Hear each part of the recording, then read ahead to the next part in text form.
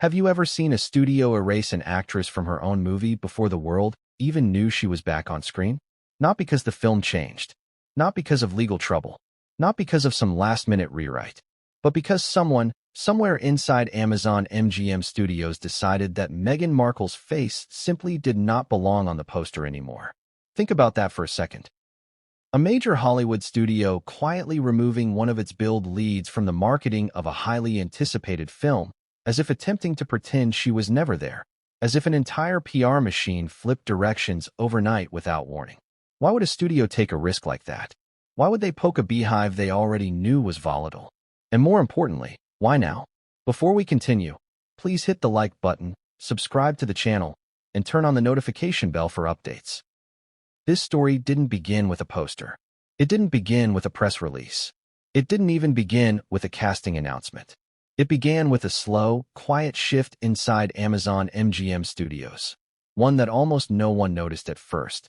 A shift in tone, a shift in priorities, a shift in who they believed should lead the upcoming comedy Close Personal Friends, a film starring Lily Collins, Brie Larson, and, until recently, Meghan Markle in what was supposed to be her triumphant return to scripted acting. Yes, triumphant. That's exactly the word her team used in private. The word journalists were already preparing for headlines. The word her fanbase amplified like a battle cry. But triumphant comebacks don't begin with a lead actress being photoshopped out of a promotional asset days after filming wraps. They certainly don't begin with silence, a thick, suffocating silence, from the very studio that once hyped her involvement. Before we go deeper, ask yourself something. Why would a billion-dollar studio want to distance itself from a name that guarantees global clicks? Why would they bury a headline that should have been a marketing goldmine? Why would they risk angering one of the most polarizing public figures on the planet, someone who has proven she can redirect an entire news cycle with a single sentence? The truth is that Hollywood never does anything by accident, especially not something as bold as removing Meghan Markle from a movie poster. Behind every decision like this sits a long chain of emails, meetings, whispered conversations, panicked PR memos, and risk assessments scribbled in margins. And in this case, those internal decisions reveal a story far more dramatic than any comedy Amazon could produce. Close Personal Friends was supposed to be a feel-good, high-energy ensemble film. A comedic collision of Lily Collins' charm, Brie Larson's sharp comedic timing, and Meghan Markle's post-royal sparkle. On paper, it sounded brilliant. It sounded fresh. It sounded like the comeback Hollywood would talk about for years. But Hollywood is almost never what it seems on paper. A studio can smile for the cameras while grinding its teeth behind closed doors. Co-stars can pose with warmth while avoiding each other on set. Executives can praise an actress in press releases while slashing her presence in internal drafts. And when contradictions collide, when public narrative and private strategy are no longer aligned, something always snaps. Something snapped here. The first sign came from fans. It's always the fans. The ones who save everything, compare everything, notice everything. A poster appears online one day. Meghan smiling in the front row, standing shoulder to shoulder with Lily Collins and Brie Larson. Hours later, the image disappears. Re-uploaded, reformatted, reframed. This time, Meghan is mysteriously missing. No explanation. No correction. Not even the standard Hollywood brush-off like updated artwork or international variation. Just gone. As if someone inside Amazon MGM flipped a switch and decided the internet would simply move on if they pretended nothing happened. But the internet never moves on. Not when the disappearance involves Meghan Markle. And here's the part that makes everything stranger. Even the new poster looked incomplete, as if the design team rushed to remove her presence but didn't have time to fully redesign the composition. A gap where a figure should be. A strange imbalance in color. Lines that didn't match previous drafts. Fans dug deeper. They found earlier versions uploaded in error by regional marketing accounts. They noticed her name was still included in the billing at the bottom even though her image was removed. They noticed certain press kits still included her in the cast list but used photos only of Lily and Brie. They noticed the contradictions building, one by one, like cracks spiderwebbing across glass. That's what drew the first wave of suspicion, not the fact that Meghan was gone, But the fact that the studio seemed embarrassed by her presence and embarrassed by her absence at the same time. That kind of tension doesn't come from a design mistake. It comes from conflict. Conflict between departments. Conflict between executive teams. Conflict between cast members. Conflict between agents and producers. And conflict between what Amazon MGM wants the public to believe and what actually happened inside those production offices. People assumed it was personal. They assumed Meghan clashed with her co-stars, that Lily Collins or Brie Larson demanded more spotlight. They assumed the actresses had competing PR strategies or that egos collided, as they often do in Hollywood. But the more you peel back the layers, the more you realize this story isn't about interpersonal drama. It's about power. And in Hollywood, power does not always belong to the loudest voice or the most famous face. It belongs to the person with the most influence behind the scenes. Someone with the authority to make a single phone call that changes the entire course of a marketing campaign. Someone with the leverage to tell a global streaming giant that its poster needs to change immediately. Someone with the clout to override a director's vision. Someone who does not appear on camera. So who made that call? Why did they make it? And what ripple effect did that decision unleash? Let's rewind. For months leading up to filming, Meghan's involvement in close personal friends was touted as a major component of the film's appeal. Studio insiders quietly leaked to entertainment sites that her role was surprisingly comedic, refreshing, and a Hollywood reset. Executives spoke glowingly about her during investor briefings. Casting directors hinted at the symbolic significance of her return to the industry. But the moment principal photography began, the tone shifted. Suddenly, leaks weren't glowing, they were tense. Suddenly, whispers reached the tabloids. Not official statements. Not confirmed facts. Just hints. Suggestions. Anonymously sourced anecdotes. Hollywood's favorite weapon. Some crew members later claimed that Meghan's team requested unusual levels of control over how she would be shot. Others claimed that Lily Collins' team pushed back against Meghan's media positioning. Still others claimed the studio feared Meghan's name would overshadow the film's narrative and destabilize its marketing strategy. None of these claims were confirmed. None were officially denied. But that's the thing about Hollywood. If something isn't denied loudly, it might as well be confirmed. Meanwhile, Meghan filmed her scenes. Reports from extras and visiting crew members described her as polite, professional, even warm. But they also described her as isolated. Not because she chose to be, but because something or someone made her presence increasingly complicated. The kind of complication that doesn't always show on camera, but always shows on spreadsheets, schedules, and internal reports. Something was shifting. Something was brewing. Something was slowly pushing her to the edges of the production, one decision at a time. And then came the moment no one expected, the silence. Meghan's team, usually quick to shape public perception, said nothing. The studio, normally eager to flaunt star power, said nothing. Even the cast remained oddly quiet. That silence was the loudest message of all. Because silence in Hollywood is never neutral. Silence is strategy. Silence is containment. Silence means something is happening behind the curtain that no one wants the public to see. But what was the spark? What triggered the studio to remove Meghan from the marketing materials? Was it her performance? Was it the cast dynamic? Was it a legal dispute? Was it a focus group reacting poorly to early footage? Or was it something deeper, something that had nothing to do with acting and everything to do with politics, branding, and Hollywood power structures? That's the question this entire story revolves around. And as you'll soon discover, the answer wasn't revealed through an official statement or leaked email. It wasn't revealed in a press conference or interview. It came from a quiet, unexpected corner of Amazon MGM Studios. A place no one was watching. Someone inside the studio hit a breaking point. Someone who knew the truth. Someone who decided they wouldn't stay silent anymore. Because hidden inside the noise, the edits, the whispers, the sudden poster disappearance, was a single internal memo. A memo the studio never wanted the public to see. A memo that explained everything. And that memo is where our story truly begins. Have you ever noticed how sometimes the smallest mistake reveals the biggest secret? A typo in a press release. A mislabeled cast list. A background extra who shouldn't have been in the shot. But nothing compares to a marketing slip-up. especially one involving a star who wasn't supposed to disappear. That's the thing about posters. They're not accidents. They're planned, designed, reviewed, approved, signed off by layers of executives who scrutinize every pixel. So when a poster suddenly changes, when a face vanishes, it's never a glitch. It's never just a design update.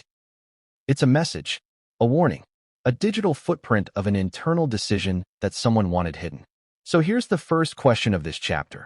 How did a global corporation like Amazon MGM Studios let something this explosive slip into public view? Was it really a mistake? Or was it the universe giving the world a sneak peek at a drama that had been simmering long before anyone realized? The moment that poster dropped, everything looked normal. It was exactly what fans expected.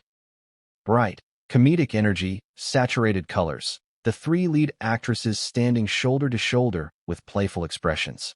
Lily Collins in the middle, all charm and sparkle. Brie Larson leaning in with her signature confident smirk. And Meghan Markle, front row, slightly turned, smile soft but intentional. Not just included, featured. Prominent. Present. Central. A very clear signal from the studio. Meghan wasn't just in the movie. She was being positioned as part of the main trio. But something fell off almost immediately. The poster didn't circulate from the official Amazon MGM accounts first. It came from a regional promotional partner overseas. That's already strange. For a film of this scale, distribution is carefully choreographed. Major assets always debut from the official channels. So why didn't this one?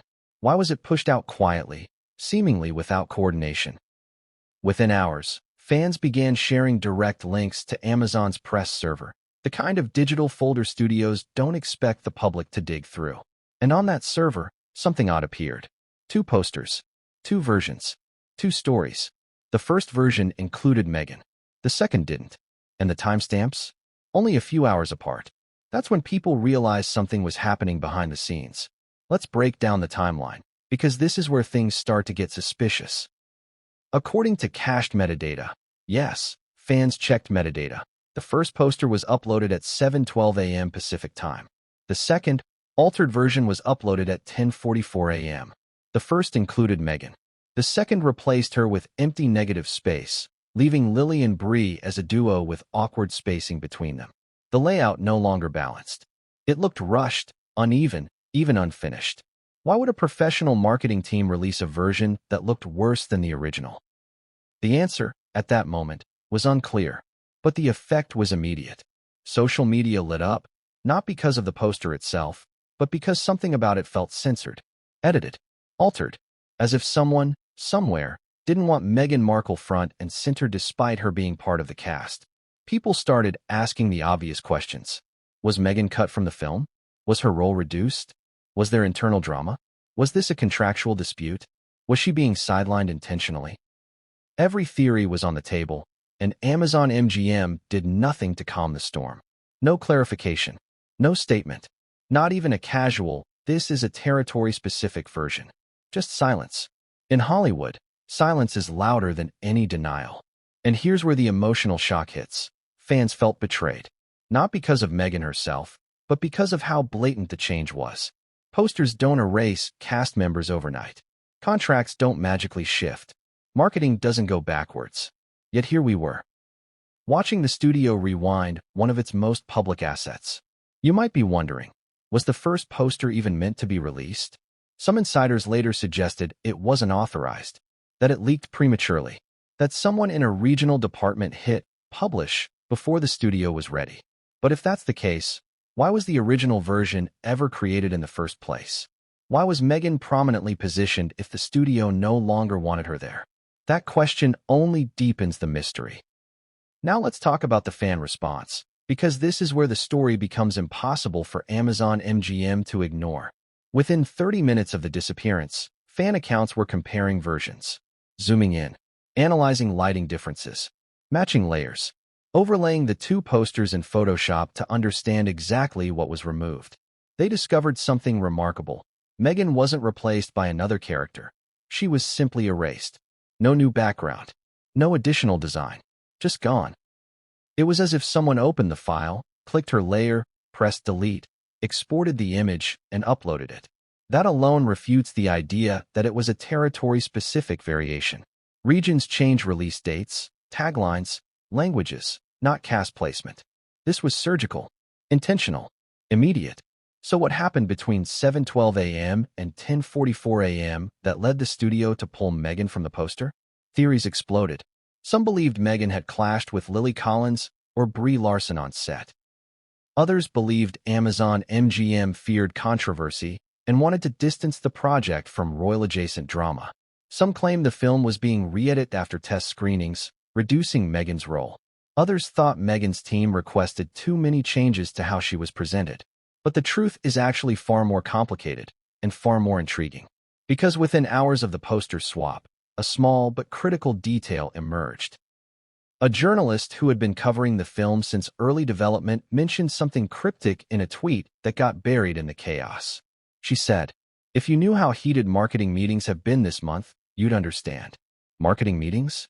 Heated ones? Why would a simple comedy film's marketing team be fighting?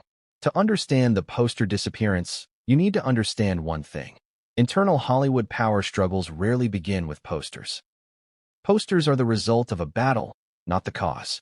They are the visual endpoint of deeper disagreements about tone, focus, star positioning, billing hierarchy, market strategy, and risk management. If Meghan was removed from the poster, that removal wasn't a designer's decision. It was a directive. And directives come from higher up. Much higher. Let's pause and examine something most people don't realize. Movie posters are not made in a vacuum. They go through rounds of approvals, especially at major studios. Directors give input. Producers weigh in. Marketing heads check alignment with the overall campaign. Actors' agents sometimes have contractual say. Legal teams ensure compliance with agreements. For Meghan to be removed, someone with the authority to override all previous approvals had to intervene. But who? That was the question nobody could answer in the first 24 hours. And that's when fans uncovered something even more shocking. On a digital archive site that tracks version changes of promotional images, a third version of the poster appeared briefly before being deleted. This version still included Meghan, but repositioned her behind Lily and Brie, partially obscured, almost like an afterthought. As if the studio tried a compromise. As if they couldn't decide whether to sideline her or remove her completely. 3 versions. 3 different messages. 3 different levels of inclusion. That's not normal. That's chaos. So why the chaos? One fan theory went viral. Amazon MGM executives were split. Half wanted Meghan centered in the marketing because of her name recognition, and half wanted to downplay her involvement to avoid unpredictable publicity. That made sense. Meghan brings global attention, but also global controversy. Some see her as a star. Others see her as a PR gamble. But there was another theory, one much more dramatic. And much closer to the truth. This theory suggested that the poster change wasn't about Meghan's public reputation. It was about internal conflict on the film's set weeks earlier. A conflict involving cast members, agents, scheduling issues, and a disagreement over who the film should belong to in the eyes of the public. A conflict that culminated in a confrontation at the table read. A confrontation that left the director shaken, the producers divided, and the marketing team unsure how to present the dynamic trio without underscoring the tension. And that conflict? It allegedly began with one small moment. One line. One unexpected reaction during rehearsals. One moment that outwardly looked insignificant. But internally, it set off a chain reaction that reshaped the entire project. And that brings us to the next chapter. Because the poster wasn't the first sign that Meghan's place in the film was changing. It was simply the first sign the public was allowed to see. But what came next? The reason that poster vanished, the internal fight that erupted, the leak that exposed everything, would change the trajectory of the film forever. Have you ever walked into a room and immediately felt the tension before anyone said a word? That's exactly what was happening inside Amazon MGM Studios long before the poster saga ever hit the internet.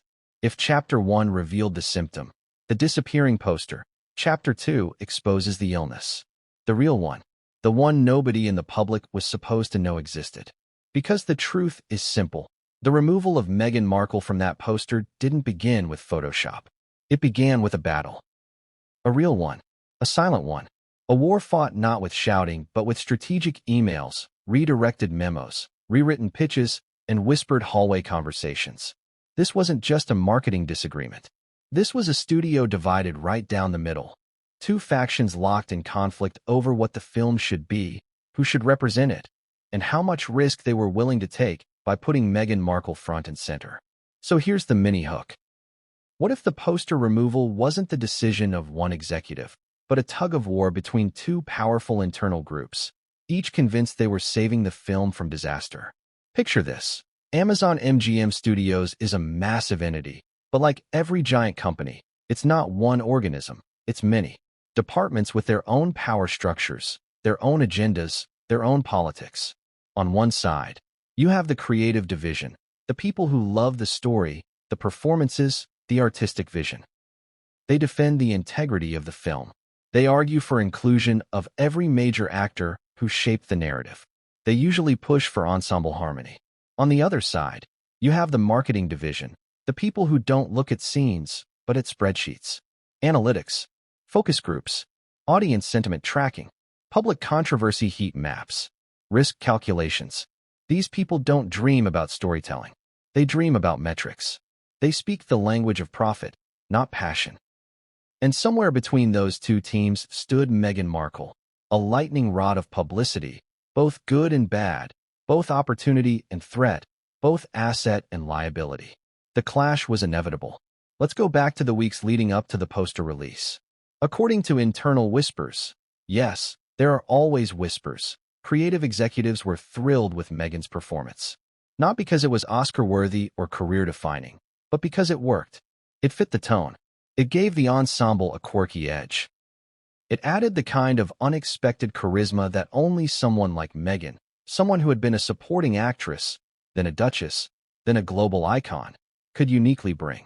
But marketing didn't see Meghan the way creative did. They didn't see a performer. They saw a problem. A wild card.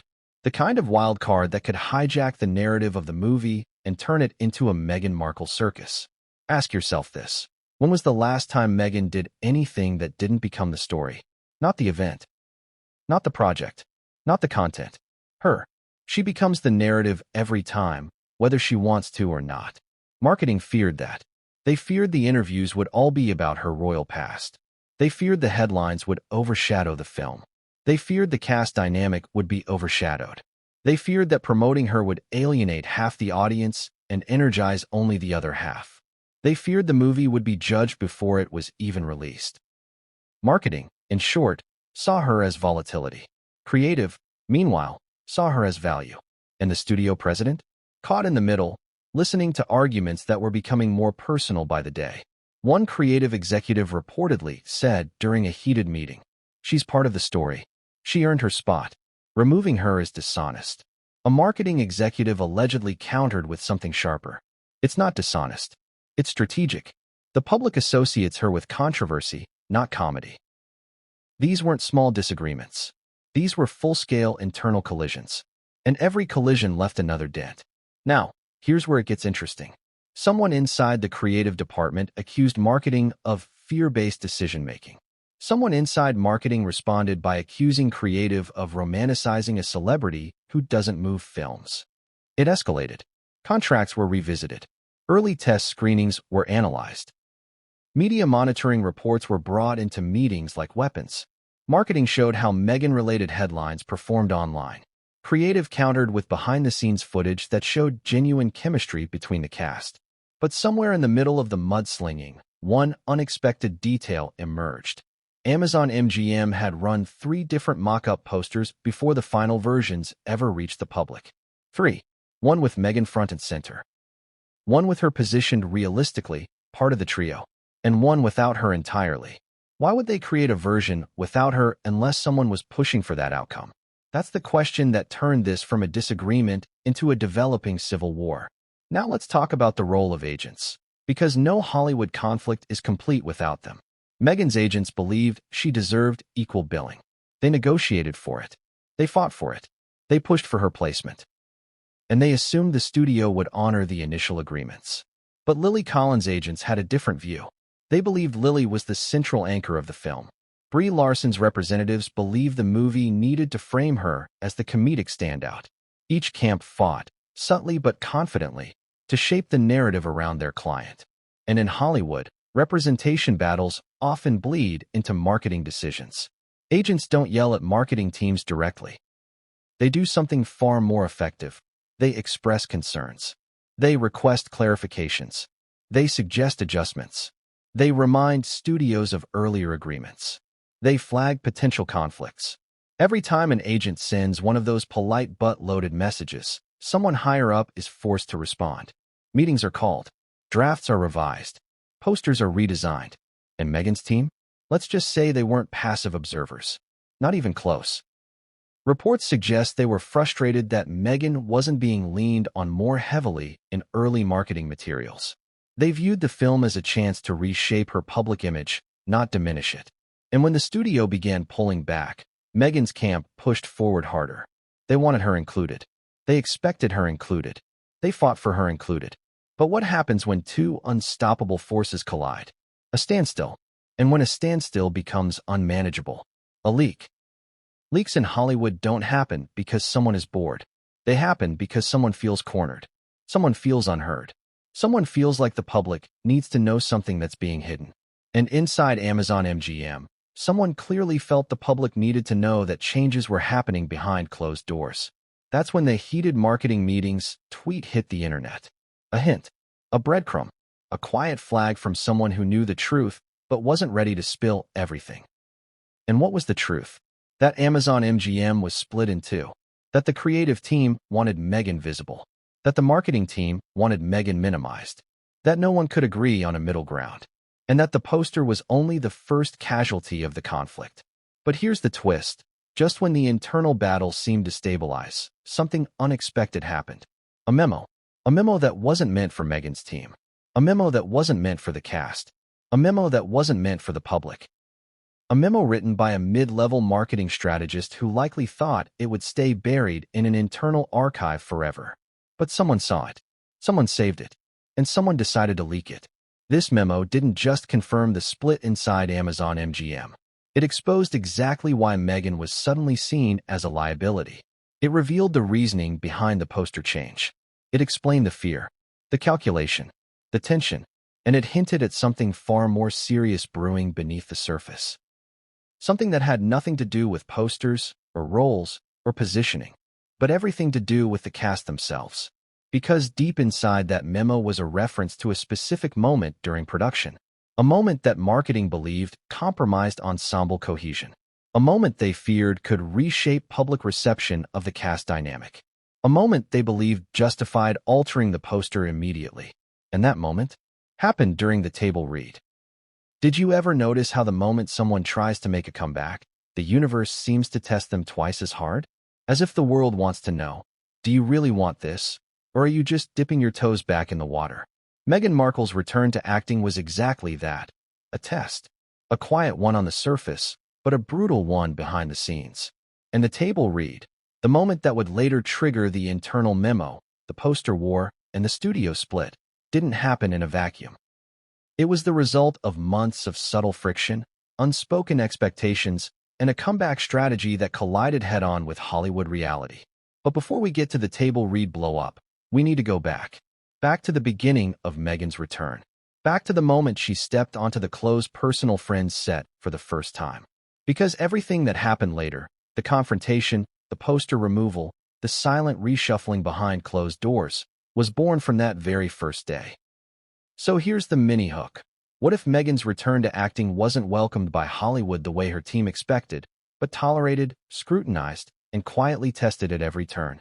Let's paint the scene. The first day Meghan arrived on set, it wasn't the triumphant, cameras flashing comeback her fans imagined. There were no red carpets, no paparazzi, no scripted welcome from the director. It was quiet, controlled, carefully timed to avoid attention. Meghan's team insisted on privacy.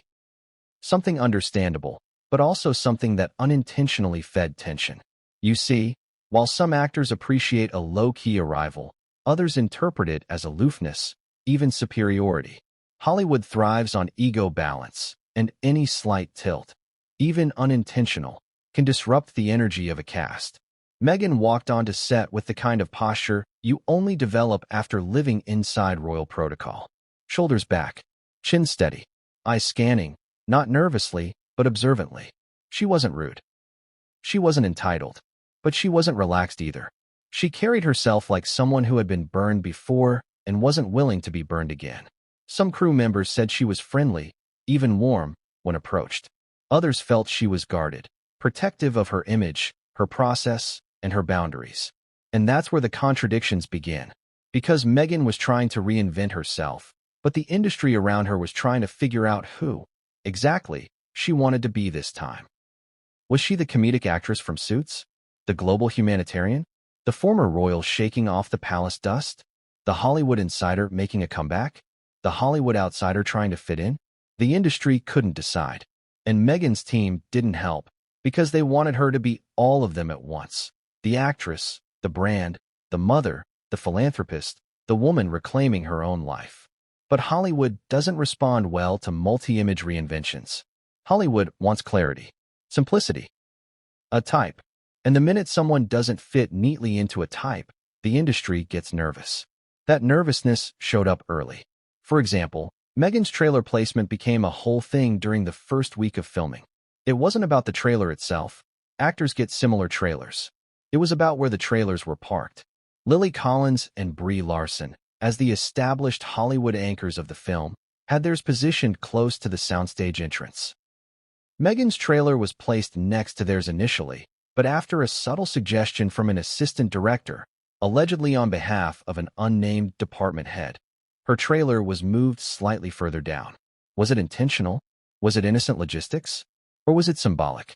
Depends on who you asked. Some crew members said it was nothing more than a spacing issue. Others believed someone wanted to physically separate Meghan from the other leads to avoid clustering and reduce optics complications. Optics. Always optics. Hollywood's favorite word when they don't want to say the real one, politics. But Meghan wasn't oblivious. She noticed things. Quietly. Observationally. Without making a scene. She adjusted. She adapted. But every little shift added up, creating a subtle distance between her and the rest of the cast. Then came the rehearsals. Lily Collins and Brie Larson are studio favorites for a reason. They're charismatic, confident, and known for being collaborative. Both actresses bring a certain rhythm to comedy. Lily with her playful timing, Brie with her sharp, quick delivery. Their chemistry formed naturally during early read-throughs. It was effortless, organic, almost telepathic. Meghan's comedic style, however, was different. More understated, more controlled, more deliberate. It's not that she lacked talent. She just had a different energy. And sometimes, different energies don't blend smoothly right away. That's normal. But in this case, the contrast was amplified by something else, pressure. Meghan wasn't just performing a role. She was proving herself. To Hollywood. To the studio. To critics. To the world watching from the edges. And pressure is a performance killer. At the second rehearsal, something happened that would later be described, depending on the source, as either a minor misunderstanding or a major warning sign. During a comedic exchange, Meghan delivered a line that was meant to land with sarcasm. Lily followed with her line, mid-laugh, improvising slightly, something she's known for. Brie reacted naturally, adjusting the rhythm of the dialogue. The director loved it. Everyone laughed. Everyone except Meghan. Not because she was upset at the improv itself, but because her line was built on timing. And when the timing shifted, her delivery fell flat. It's the kind of thing that happens all the time in comedy rehearsals. But Meghan wasn't in an ordinary position. She was under a microscope. And in that moment, she felt it. Her smile tightened. Her posture stiffened. Her eyes flickered, just for a second, toward her script. Someone noticed. Then someone else. Then someone important. That's all it takes for a narrative to begin. She looked uncomfortable. She seemed thrown off. She didn't like the improv. She doesn't mesh with the others. These comments weren't malicious. They were observations. But in Hollywood, observations turn into theories. Theories turn into narratives. And narratives turn into concerns that travel up the chain.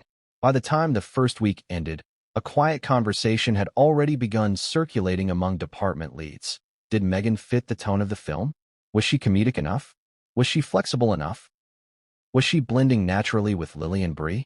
None of this reached Meghan, but it reached someone else, the marketing division. And here's where the contradiction hits like a slap. Creative wanted Meghan. They liked her performance. They believed in her arc. They thought she brought something fresh. But marketing had been skeptical from the beginning, and now they believed they finally had evidence. The rehearsals weren't problems. They were data. Data that could shape a campaign. Data that could shape a poster. Data that could justify decreasing her visibility. Even worse, someone in marketing, someone high-ranking, allegedly attended a rehearsal and left early after making a remark that would filter back to the creative team later. She's good, but she's not the heart of the story. That comment circulated through the studio like smoke. Thin, quiet, but unmistakable. A signal that Meghan's image in the film wasn't aligning with what marketing considered optimal. And when marketing starts drifting in one direction, creative starts panicking in the other. Suddenly, Meghan was being monitored more closely. Directors subtly adjusted blocking to create more ensemble flow. Producers asked to see playback more frequently. The tone of notes shifted, from supportive to cautious, from encouraging to delicate. Meghan noticed, not all at once, but in fragments. An unexpected suggestion here, a subtle critique there, a withheld compliment. A shift in energy from colleagues. A PR team that suddenly checked in more frequently. Her instincts told her something was shifting, but she didn't want to believe it. Not yet. Not when she was finally building something again. And then came the moment, simple, almost mundane, that confirmed her fears. One morning during blocking rehearsal, Meghan arrived early, script in hand, quietly running lines with an assistant. She overheard two mid-level executive assistants talking near the coffee station. Not loudly, not intentionally, but audibly enough to catch one sentence. I heard they're already rethinking the promotional plan because of the chemistry notes. Chemistry notes. Chemistry notes don't come until test audiences or deep edit reviews. Chemistry notes don't happen during week 2. Chemistry notes don't appear unless someone higher up directs them. That's when Meghan realized. Someone was evaluating her compatibility with the rest of the cast. Not her performance, her presence. Still, she didn't confront anyone. She didn't spiral. She didn't push back. She did what she always does when challenged. She worked harder. She refined her delivery. She loosened her posture. She practiced comedic timing privately with a dialogue coach. She forced herself to be more relaxed during scenes. She adapted to Lily and Bree's rhythm. And for a moment, it looked like that effort might actually pay off. But then, the table read happened. The infamous one. The one that would spark the internal memo. The memo that would fuel the poster removal. The memo that would divide the studio. Because at this table read, something unexpected happened. Something unscripted. Something emotional. Something raw. Something that shifted the dynamic of the entire production. And it had nothing to do with acting. It had everything to do with perception. And what came next would ignite a chain reaction no one on set was prepared for. Have you ever wondered what Hollywood does with someone it can't quite categorize? Someone who doesn't fit the traditional mold, who doesn't play by old rules, who carries both fame and controversy like a double-edged sword. Someone who seems to attract attention no matter where they go, and ignite debate no matter what they say. That's Meghan Markle. And long before the table read exploded, long before the poster vanished, long before Amazon MGM split into warring factions, the real problem began with something deeper, something the industry never says out loud but always acts on. Hollywood remembers. It remembers every headline, every feud, every source close to the situation, every whisper printed in ink. Hollywood has the longest memory of any industry in the world because it runs on reputation. It trades in it like currency. And once you disrupt that currency, you never walk back into the building the same way. That's why when Meghan stepped into close personal friends, she wasn't stepping onto a fresh stage. She was stepping into a room full of old ghosts. Let's go back before Amazon MGM ever called her. Back before Lily Collins and Brie Larson signed on. Back before Meghan had a royal title or a global platform. Because the truth is that Meghan's relationship with Hollywood has always been complicated. And in many ways, this film wasn't a comeback. It was a collision with the industry she'd left behind. Here's the mini hook. What if Meghan's biggest obstacle on the set of Close Personal Friends wasn't her acting, or her timing, or even her chemistry, but a silent history that Hollywood never talks about publicly? To understand the internal tension, you have to understand the context. Meghan didn't leave Hollywood on a wave of overwhelming support. She left on the edge of typecasting and frustration. On Suits, she was respected, yes, but not spotlighted. She was a steady presence, not a breakout star. She worked hard. She was professional. But Hollywood is brutal with actresses who don't fit certain molds. Too ethnically ambiguous, too outspoken, too curious about things beyond film, too political, too independent. These are qualities that make a woman compelling in real life and difficult boxes to market in Hollywood. When she left acting and married into the royal family, something happened that executives would never admit but absolutely felt. She stepped out of Hollywood's ecosystem without permission. Hollywood doesn't like when people do that, especially women. It likes to feel chosen. It likes loyalty. It likes to believe it is the pinnacle of ambition.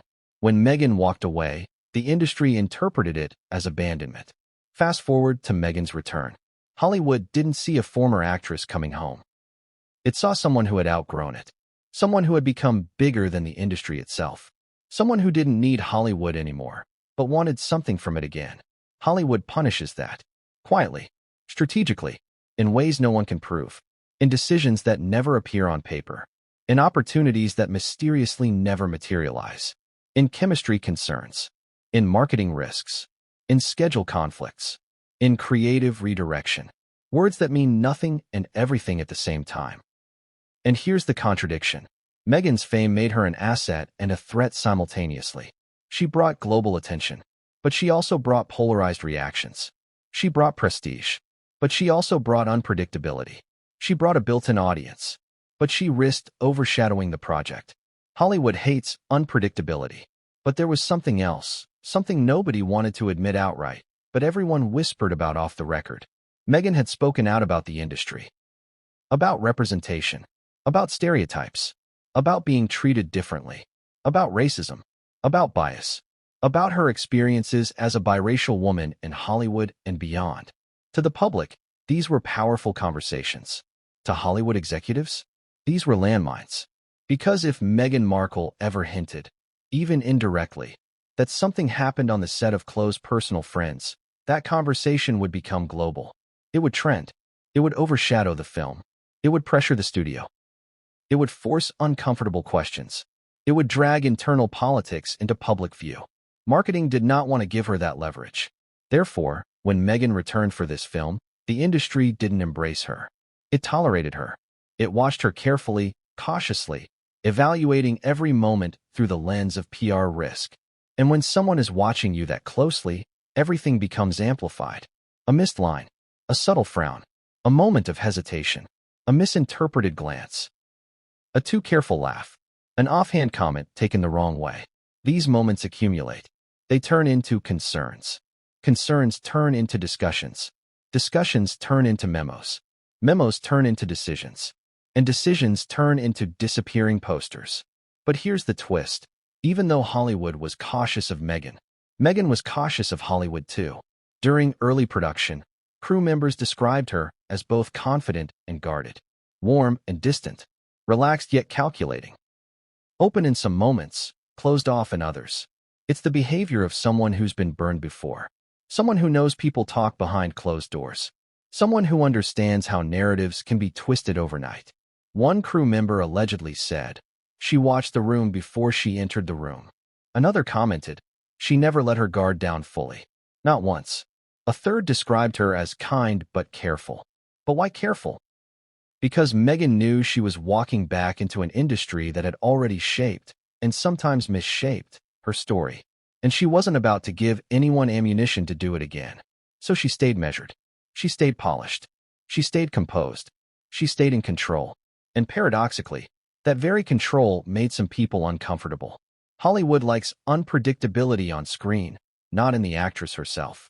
It likes bold characters, not bold personalities. It wants actresses who are expressive, emotional, easy to read, easy to place. Meghan, now older, wiser, and scarred by both fame and monarchy, didn't fit the mold anymore. Now let's talk about something nobody saw coming, but everyone felt after it happened.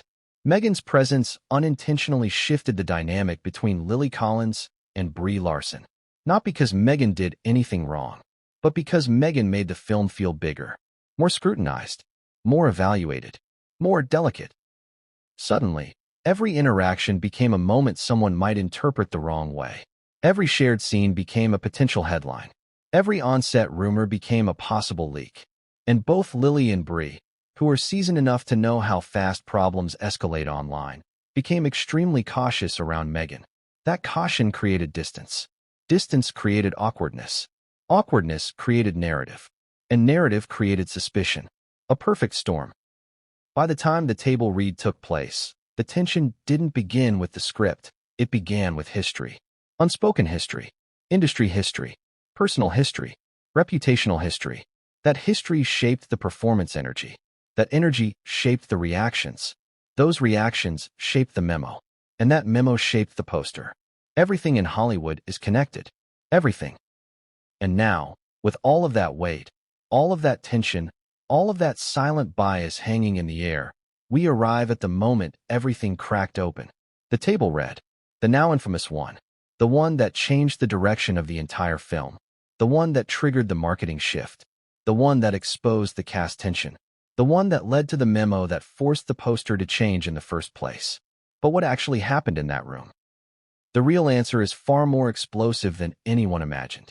And what happened next would turn a simple table read into the spark that set the studio war on fire. Have you ever seen one message, just one, detonate an entire Hollywood strategy? Because that's what happened here. Not a scandalous video. Not a tirade. Not a confrontation caught on a hot mic, no. What sent Amazon MGM Studios into a tailspin was something far more mundane, far more corporate, far more quietly catastrophic. An email. Just a few lines of text. Sent at the wrong time. Seen by the wrong person. Forwarded to the wrong inbox. Leaked by someone who should never have seen it in the first place. And it changed everything. Here's the mini hook. What if the poster removal wasn't sparked by Meghan's behavior on set, but by something written by her own team in an internal email they never imagined would leak? Let's rewind to the day before the table read. Up to this point, Meghan had sensed tension, pressure, unease. She wasn't imagining it. It was real, but she had no idea just how many conversations were happening behind her back. Conversations about her chemistry, her presence, her influence on the film's marketing trajectory. Yes, the table read would ignite the explosive moment, but the fuse? The fuse was lit 24 hours earlier. Here's how it began. Meghan's team had been requesting updates on her promotional positioning. Not demands, not ultimatums, just clarifications. Can you confirm poster placement? Can you confirm billing order? Can you confirm her inclusion in the teaser rollout schedule? These are standard questions. Every actor's team asks them. But Meghan's team asked them with a frequency and tone that someone inside Amazon MGM misread as pressure. And misread pressure creates paranoia. One marketing manager, already stressed, already anxious about the internal friction, already worried about Meghan's polarizing public image, interpreted these messages in the worst possible way, as a threat. Now, was Meghan's team threatening anyone? No. But perception is everything. And perception, especially for someone already overwhelmed, can distort reality. So this marketing manager did something reckless, something emotional, something impulsive. They forwarded one of Meghan's internal emails to another executive with a personal comment added at the top. A comment that should never have existed. A comment that was not professional. A comment that revealed how deeply the internal divide had grown. It said, "She's already pushing for top placement. This is going to be a nightmare." Those 12 words changed the course of the entire film. Not because they were true, not because they were malicious, but because they exposed fear, raw, unfiltered, unstrategic fear, inside Amazon MGM. Now here's the twist. The email wasn't forwarded secretly. It was forwarded accidentally. A misclick. One wrong autofill. One similar name in the address list. You know how email systems autofill names? How typing me might bring up Melanie, Meghan, and Meghan all at once. Yeah, that happened. The marketing manager intended to forward the concern to a colleague named Melinda, but instead, they sent it to someone in Meghan's team. Not just anyone. A senior strategist. Someone who understood Hollywood politics intimately. Someone who knew exactly how to interpret panic inside a studio. Imagine their face when they opened that email. Imagine the pause. Imagine the slow, stunned realization. Because what the strategists saw wasn't rudeness. It wasn't disrespect. It wasn't even hostility. It was proof. Proof that the studio was already strategizing ways to minimize Meghan. Proof that decisions were being shaped by anxiety, not merit. Proof that Meghan was being positioned as a problem, not a partner. And Meghan's team? They didn't scream. They didn't threaten. They didn't explode. They did something more dangerous. They responded calmly. The strategist wrote back with an email that would later become the first email leak associated with the film. Thank you for your transparency. To clarify, we are not pushing for anything beyond the agreements negotiated in good faith. Meghan's placement should reflect her contractual status and her contributions to the film. If there are concerns about honoring those terms, we should discuss them openly. It was polite, professional, measured, devastating. Because that message, so calm, so composed, immediately triggered internal panic. Marketing freaked out. Creative freaked out. Producers freaked out. Legal freaked out. Suddenly, everyone realized that Meghan's team had just seen something they shouldn't have. Something revealing. Something vulnerable. Something that confirmed suspicion. But here's the kicker. Meghan didn't see the email right away. Her team didn't rush to her trailer waving laptops. They didn't tell her during rehearsals. They didn't want to distract her, at least not until they understood how bad the internal politics were. So they waited. And in that waiting period, the tension inside Amazon MGM reached a boiling point. Several emergency meetings took place. Marketing wanted to remove Meghan from key promotional materials until visibility issues were clarified. Creative pushed back, arguing that doing so violated the spirit of the ensemble. Legal reminded everyone of contractual obligations. Producers warned that minimizing Meghan could create irreversible public relations complications. Nobody agreed. Nobody compromised. Nobody budged. It was chaos. But then, this is the moment that sealed the disaster. Someone on Meghan's team, furious at the disrespect, forwarded that email to a journalist they trusted. Not for publication. Not as an expose. Not as a scandal. But as a warning. A journalist's job is information. And this journalist took the information seriously. They didn't publish it. They simply tweeted one cryptic line. I hear the marketing meetings for close personal friends are a mess. Something big brewing. That tweet had no names, no accusations, no details. But inside Amazon MGM, every executive read it like a threat. Because they recognized the language. They recognized the timeline. They recognized the source. It meant only one thing. Someone was leaking. And leaks mean vulnerability. Vulnerability means panic. Panic means overreactions. And the most dramatic overreaction was yet to come. Within hours of the tweet, the marketing team held an emergency conference call. No recordings. No notes. No official documentation. But leaks from that meeting would later paint a clear picture of what went down. Marketing argued that Meghan's presence in the promotional materials was now a risk zone. Creative argued it was unethical to erase her. Legal argued contractually she had to remain in all planned materials unless formally renegotiated. But someone in marketing, someone high-ranking enough to override the chain of command, said the one sentence that would trigger the entire poster crisis. Until this settles, pull her from anything going live today. That's all it took. One sentence. One moment of fear. One reaction to a leaked email that never should have existed in the first place. And that's how the poster disappeared. Not because of performance. Not because of conflict. Not because of any drama on set. Because of an email. A misclick. A forward sent to the wrong person. A single panicked decision spiraling out of control. But here's the turn. The emotional pivot that changes everything you thought you knew. Meghan still didn't know. She walked into the table read the next morning unaware of the internal meltdown her team had stumbled onto. She didn't know she'd been pulled from the poster. She didn't know marketing had labeled her a risk. She didn't know two departments had nearly declared war over her future in the campaign. She walked into that room trying to prove herself, trying to blend, trying to rise above tension she could feel but couldn't define. And because she didn't know, she didn't understand why the energy in the room suddenly felt colder, why Lily Collins seemed distracted, why Brie Larson kept checking her phone, why the director seemed stiff, why producers whispered in corners, why people avoided eye contact. She didn't know they had all just learned that the studio considered her a liability. She didn't know they were bracing for something. She didn't know the table read wasn't a rehearsal anymore. It was an evaluation. And what happened in that room? What was said, what wasn't said, what was interpreted, what was misinterpreted, would ignite a clash that would make the email drama look small by comparison. Because the table read was where everything finally blew open. And what happened next would push the studio from tension into full-on crisis. Have you ever walked into a room thinking everyone was on your team, only to realize, in an instant, that alliances had quietly shifted without you? That's exactly what Meghan Markle felt the moment she stepped into the table read. Not because anyone said anything cruel, not because anyone openly dismissed her, but because silence speaks, energy speaks, tension speaks louder than any scripted line ever could. Here's the mini hook.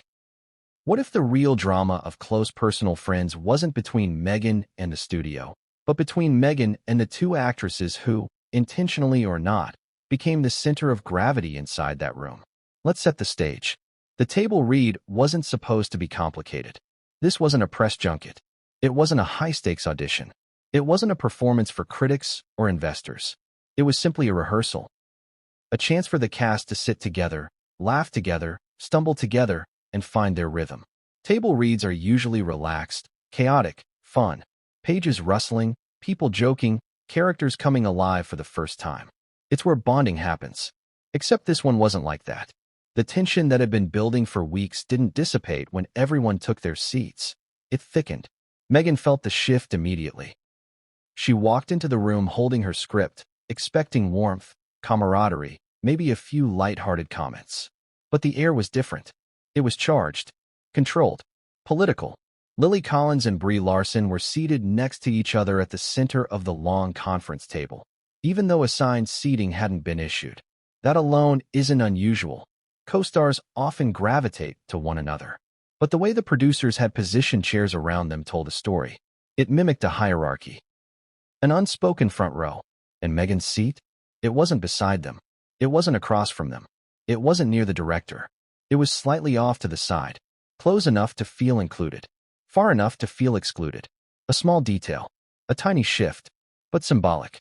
Symbolism is everything in Hollywood.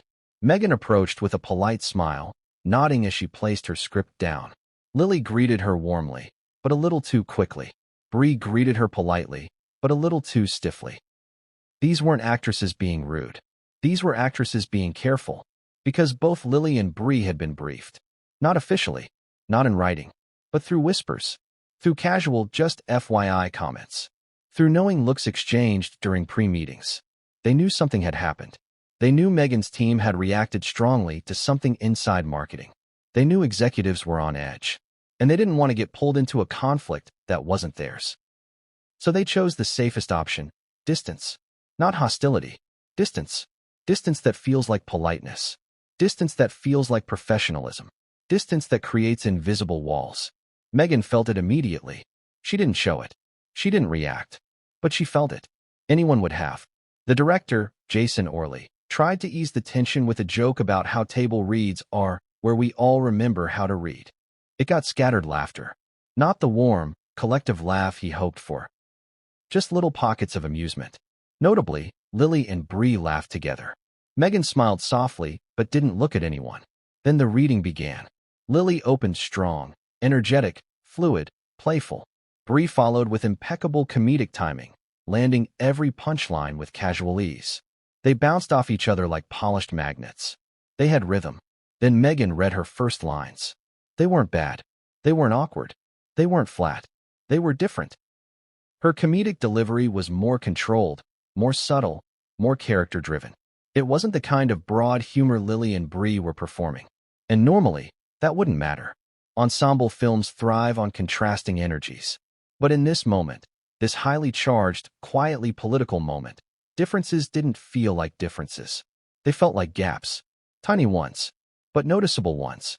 And in a room full of executives already on edge, any gap feels like a red flag. Lily adjusted her response lines. Slightly.